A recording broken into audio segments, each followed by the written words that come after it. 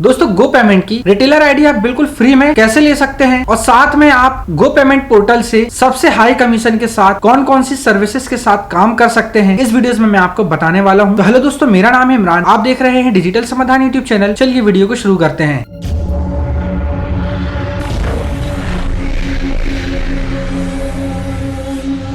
दोस्तों अगर आप ऑनलाइन जन सेवा केंद्र खोलना चाहते हैं और अपने शहर के नागरिकों को लाभ देना चाहते हैं और उस लाभ से काफी अच्छा पैसा कमाना चाहते हैं, वो भी कमीशन के साथ, तो वीडियो आपके लिए होने वाला है। दोस्तों आज इस वीडियो में मैं बात करने वाला हूं गो पेमेंट की। गो पेमेंट जो कि एक जन सेवा पोर्टल है जहां से आप इलेक्ट्रिसिटी बिल, सभी प्रकार के रिचार्ज, पैन कार्ड, इसके अलावा ढेरों सर्विस के माध्यम से आप यहाँ पर पैसा कमा सकते हैं और यह आईडी आप पूरी तरह से फ्री में ले सकते हैं। और आईडी लेकर के आप इसमें काम कैसे कर सकते हैं, इसके चलते हैं सीधा ही मॉनिटर स्क्रीन पर। तो सबसे पहले जब आप अपने डिस्ट्रीब्यूटर से गो पेमेंट की रिटेल आईडी ले लेते हैं तो इस वेबसाइट पर आपको आ जाना है। इसका लिंक नीचे वीडियो के डिस्क्रिप्शन पर भी मिल जाएगा। यूजर आईडी और पासवर्ड डालने के बाद लॉगिन कर लेना है। फर्स्ट टाइम आपको ओटीपी आएगा। अगर आप पहली बार इससे लॉगिन कर रहे हैं तो रजिस्टर्ड मोबाइल नंबर पर ओटीपी आएगा, उससे आप वेरीफाई करवा करके लॉगिन कर सकते हैं। यूजर आईडी में मोबाइल नंबर ही आपका यूजर आईडी होता है। यहाँ पर मोबाइल नंबर, पासवर्ड डालकर लॉगिन कर लेना है। जब आप लॉगिन करते हैं तो यहाँ पर देखेंगे ओटीपी पूछा जा रहा है। आप मोबाइल पर ओटीपी प्राप्त करना चाहते हैं लॉगिन करने के लिए या फिर टीओटीपी के माध्यम से करना चाहते हैं। ओटीपी पर क्लिक करेंगे तो रजिस्टर्ड मोबाइल नंबर पर ओटीपी आएगा। टीओटीपी पर क्लिक करेंगे तो इसके लिए आपको एक मोबाइल पर एप्लीकेशन डाउनलोड करना पड़ेगा गो पेमेंट का। जब गो पेमेंट का आप ऐप डाउनलोड कर लेते हैं और उस पर लॉगिन हो जाते हैं, ऑप्शन पर सबसे नीचे विकल्प आता है टीओटीपी, उस पर आप क्लिक करते हैं। वहां पर आपको एक कोड दिखाई देता है, लेकिन मैं यहाँ पर ओटीपी के माध्यम से लॉगिन करना चाहता हूँ तो ओटीपी पर क्लिक करूंगा। रजिस्टर्ड मोबाइल नंबर पर एक ओटीपी पहुंचाया जाएगा।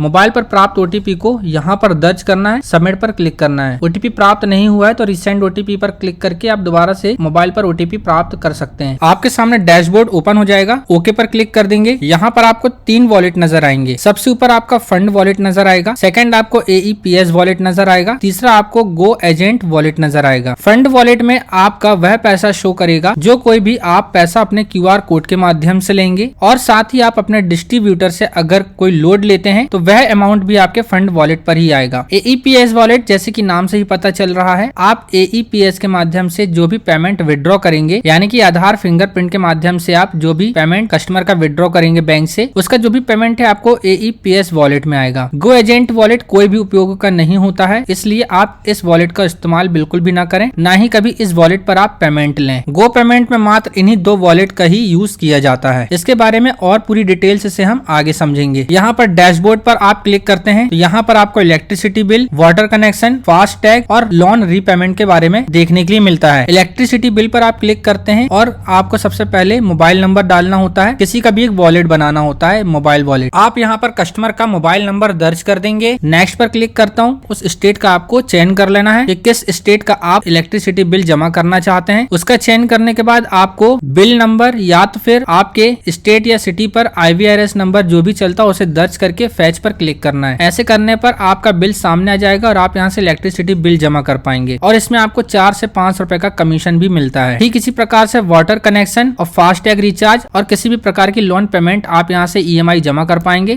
अगर आपके पास में कोई कस्टमर आते हैं कि उन्हें किसी भी प्रकार के लोन की EMI जमा करवानी है, जैसे कि Bajaj finance, home credit, AU small finance, इसी प्रकार की अनेकों लोन के बारे में आपको यहाँ पर जानकारी मिल जाती है। आप किस कंपनी या बैंक का लोन की EMI यहाँ पर जमा करना चाहते हैं, यहाँ से जमा कर सकते हैं और आपको उस पर भी अच्छा कमीशन मिल जाता है। इसी प्रकार से आप यहाँ पर फास्ट टैग भी रिचार्ज कर पाएंगे। जो भी फास्ट टैग आप रिचार्ज करना चाहते हैं, जिस कंपनी का रिचार्ज करना चाहते हैं, कर पाएंगे। इसके बाद हम आते हैं मनी ट्रांसफर। मनी ट्रांसफर पे अगर यदि हम क्लिक करते हैं तो यहाँ पर आप जिस व्यक्ति का मनी ट्रांसफर करना चाह रहे हैं उसका मोबाइल नंबर दर्ज कर देना है। सबसे पहले आपको एक बात का याद रखना है, मनी ट्रांसफर अगर यदि आप करते हैं या कोई भी सर्विसेज, उसमें एक मोबाइल नंबर आपको दर्ज करके उसका वॉलेट बनाना होता है। आप किसी का भी मोबाइल नंबर यहाँ पर अगर यदि दर्ज करते हैं, उस नंबर पर एक SMS OTP पहुंचाया जाएगा। अब आप उसे IMPS या NEFT क्या करना चाहते हैं उसका चयन करना है और गो पर क्लिक करना है। IMPS पर तुरंत ही इंस्टेंट अकाउंट पर पैसा चला जाता है। NEFT में 1 घंटे से 24 घंटे का समय लगता है। जब आप मोबाइल नंबर डालकर गो पर क्लिक करते हैं, इस प्रकार का पेज नजर आ जाता है, जहां पर एक मोबाइल नंबर से मनी ट्रांसफर करने की जो मंथली लिमिट है वो 25,000 रुपए दी होती है, और उस मोबाइल से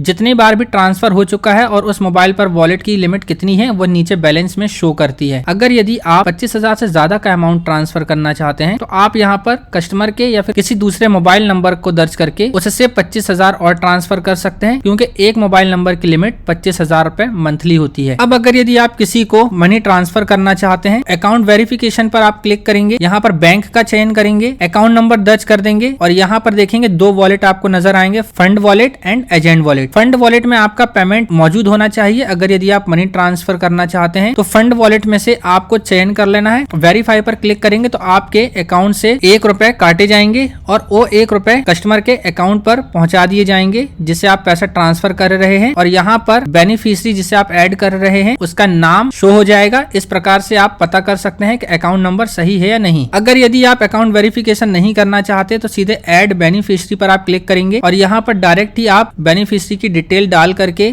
बैंक का नाम, IFSC कोड और अकाउंट नंबर डाल के ऐड कर लेंगे, और आपने उस मोबाइल नंबर पर जितने भी बेनिफिशियरी ऐड करके रखे हुए हैं उन सभी के नीचे जानकारी शो करेगी। किस बेनिफिशियरी को पैसा ट्रांसफर करना चाहते हैं तो सीधे ही उस बेनिफिशियरी के नाम के आगे पे का विकल्प मिल जाएगा, तो पे पर क्लिक कर सकते हैं, या वेरीफाई करना चाहते हैं नाम तो वेरीफाई कर सकते हैं। पेमेंट करने के लिए पे पर क्लिक करेंगे, आपके सामने बेनिफिशियरी की सारी डिटेल्स शो हो जाएगी। कितना पैसा ट्रांसफर करना चाहते हैं उस अमाउंट को यहाँ पर दर्ज कर देंगे। किस वॉलेट से आप पेमेंट करना चाहते हैं, जिस वॉलेट में आपका पैसा डला हुआ है, फंड वॉलेट में आपका पैसा मौजूद है तो उस वॉलेट को चयन करेंगे, प्रोसीड टू पे पर क्लिक कर देंगे, जिससे कि उस वॉलेट से आपका पैसा कट कर कस्टमर के अकाउंट पर पहुंच जाएगा। और अगर गलती से आपका पैसा किसी गलत अकाउंट पर पहुंच जाता है तो रिफंड पर आप क्लिक करके उस अकाउंट से उस पेमेंट को रिफंड करा सकते हैं, लेकिन ये 24 घंटे के अंदर ही आपको पेमेंट रिफंड लेना होगा, अन्यथा आप पेमेंट रिफंड नहीं ले पाएंगे। बेनिफिशियरी डिलीट करने के लिए जिस बेनिफिशियरी को भी डिलीट करना चाहते हैं यहाँ पर डिलीट का विकल्प मिल जाता है। डिलीट बटन पर क्लिक करके आप उस बेनिफिशियरी को अपनी लिस्ट से डिलीट कर सकते हैं। इस मोबाइल नंबर से आपने कितना फंड ट्रांसफर किया है, या फिर अगर यदि उसकी KYC करना चाहते हैं तो यस बैंक DMT पर क्लिक करके आप इसकी KYC कर सकते हैं। KYC करने के बाद आपकी लिमिट यहाँ पर 50,000 रुपए हो जाती है, जिससे कि आप 25,000 की जगह मंथली में 50,000 रुपए ट्रांसफर कर पाएंगे। रिपोर्ट पर क्लिक करके आप यहाँ पर सभी ट्रांजेक्शंस और रिपोर्ट चेक कर पाएंगे डेट के अनुसार कि आपने कितना क्या पैसा कब ट्रांसफर किया है। इसी प्रकार की और अन्य जानकारी आप यहाँ से प्राप्त कर सकते हैं। इसके बाद हम आते हैं रिचार्ज पर। रिचार्ज पर आप क्लिक करते हैं तो यहाँ पर आपको mobile recharge, postpaid recharge, DTH recharge, FASTag, LIC premium का आप रिन्यूअल कर सकते हैं, या पेटीएम फास्टैग वॉलेट रिचार्ज आप यहाँ से कर सकते हैं। इन सभी पर आपको अच्छा कमीशन दिया जाएगा। लेकिन आप यहाँ पर कोई भी सर्विसेज का इस्तेमाल करते हैं उसका जो भी पेमेंट है वो आपके फंड वॉलेट से काटा जाएगा। जैसे कि आप मनी ट्रांसफर करते हैं, या फिर मोबाइल रिचार्ज, DTH रिचार्ज, या फिर इंश्योरेंस, कुछ भी काम करते हैं, किसी का भी फिर आप लोन की EMI पे करते हैं तो वह पेमेंट आपके फंड वॉलेट से काटा जाएगा। फंड वॉलेट में आपके पेमेंट मौजूद होना चाहिए। फंड वॉलेट में आप कैसे पेमेंट डालेंगे इसके बारे में मैं आपको वीडियो में आगे बताऊंगा, तो वीडियो पूरा जरूर देखें। इसके बाद हम आते हैं AEPS में। AEPS में क्लिक करके आप यहाँ पर इसके बारे में, कमीशन के बारे में जान सकते हैं। नीचे कमीशन स्ट्रक्चर आपको दिया हुआ है। यहाँ पर सबसे पहले हम जान लेते हैं AEPS के बारे में। तो AEPS में आप 24 घंटे में किसी भी कस्टमर का 10,000 रुपए विड्रॉ कर सकते हैं। अगर उसकी लिमिट खत्म हो गई है तो आधार पे के माध्यम से आप 10,000 और विड्रॉ कर सकते हैं। लेकिन ऊपर वाले AEPS पर आप अगर विड्रॉ करते हैं तो यहाँ पर आपको कमीशन दिया जाता है। जब कभी भी आप AEPS पर क्लिक करेंगे कस्टमर का आधार से पेमेंट निकालने के लिए, तो आपको ये याद रखना है कि तो आपका हमेशा AEPS वॉलेट ही सिलेक्ट होना चाहिए। किस डिवाइस का चयन कर रहे हैं पैसा निकालने के लिए, फिंगरप्रिंट मशीन या फिर इरेज स्कैनर, उसका चयन कर लेना है। नीचे बैंक का चयन करना है, किस बैंक से पैसा निकालना चाह रहे हैं। कस्टमर का आधार नंबर, मोबाइल नंबर दर्ज कर देना है। अमाउंट दर्ज कर देना है, जितना अमाउंट विड्रॉ करना चाहते हैं। इस बॉक्स को चेक मार्क करना है। अब कस्टमर का पैसा विड्रॉ करना चाहते हैं, या फिर बैलेंस इंक्वायरी करना चाहते हैं, या फिर मिनी स्टेटमेंट देखना चाहते हैं, जो भी करना चाहते हैं उस पर क्लिक करके आप वह कर सकते हैं। अब जैसे कि आपने यहाँ पर AEPS सिलेक्ट करके रखा हुआ है, अब आप जो भी पैसा AEPS से विड्रॉ करेंगे तो वह आपके AEPS वॉलेट पर जाएगा। ठीक इसी प्रकार से आधार पे पर आप क्लिक करते हैं, लेकिन आपको AEPS से पैसे विड्रॉ करने में कमीशन मिलता है। लेकिन हम बात करें आधार पे की, तो आधार पे से पैसा विड्रॉ करने पर कमीशन नहीं मिलता है, बल्कि आपसे और एक्स्ट्रा चार्जेस लिए जाते हैं, क्योंकि आप यहाँ पर लिमिट ओवर हो जाने के बाद पैसा विड्रॉ कर रहे हैं। यह टर्म एंड कंडीशन आपको सभी पोर्टल पर देखने के लिए मिलेगी। किसी भी पोर्टल पर आपको आधार पे पर कमीशन नहीं दिया जाता है। ये सर्विस तो इसलिए दी गई है कि आपका कस्टमर खाली हाथ न जाने पाए, आप उसका और अधिक पैसा निकाल कर उसे लाभ दे सकें और अपना एक्स्ट्रा चार्ज उससे लेकर अपना प्रॉफिट बना सकें। अब आपको यहाँ पर आपके फिंगरप्रिंट डिवाइस का चयन कर लेना है। उसके बाद आपको यहाँ पर हमेशा AEPS वॉलेट का चयन करना है जब आप पैसा विड्रॉ कर रहे हैं। उसके बाद यहाँ पर बैंक का चयन कर लेना है, आधार नंबर दर्ज करना है, कस्टमर का मोबाइल नंबर दर्ज करना है और यहाँ पर आप कोई भी मोड सिलेक्ट कर सकते हैं, जैसे कि बिल पेमेंट ही सिलेक्ट कर लीजिए। 500 या 1000 या 2000 5000 यहाँ पर कुछ शॉर्टकट अमाउंट दिए गए हैं। इतना अमाउंट निकालना चाहते हैं तो उस पर क्लिक कर सकते हैं। अगर मैनुअली अमाउंट निकालना चाहते हैं तो निकाल सकते हैं, लेकिन एक बात का हमेशा याद रखें, पेमेंट आप हमेशा 200 या फिर 300 या फिर 400 ऐसा निकालें। आप कभी भी पैसा ऐसा मत निकालें 210 रुपए या फिर 201 रुपए 203 रुपए